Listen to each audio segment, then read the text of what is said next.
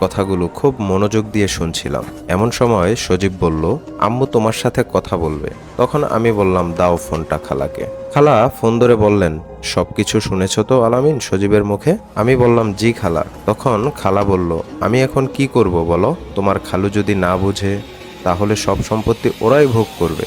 তখন আমি বললাম, খালা আমার কেমন জানি সন্দেহ হচ্ছে গ্রামে গেলে খালু চেঞ্জ হয়ে যায়। আমার কথা শুনে খালা বলল, সেটা আমারও সন্দেহ হয়, তোমার খালু গ্রামে গেলেই চেঞ্জ হয়ে যায়। তখন আমি বললাম, খালু এবং খালুর বাবা মায়ের নাম আমাকে মেসেজ করে পাঠিয়ে দিন, আমি আমার হুজুরের সাথে কথা বলবো এ বিষয়ে, কেন এমন সমস্যা হচ্ছে। বলে রাখা ভালো, আমি তখন মাদ্রাসায় পড়তাম। আমি আমার হুজুরের থেকে বদজিন তাড়ানো ও তাবিজ কবজ করলে কিভাবে তার থেকে মুক্তি দেওয়া হয় এবং কিভাবে আমল করা যায় তার সম্পর্কে একটু একটু ধারণা নিয়েছি। কথা বলা শেষ করে চিন্তা করছিলাম বিষয়গুলো। তখন আমার আম্মা এসে বলল, কার সাথে কথা বলছিলি? আমি বললাম, ছোট খালার সাথে। আমার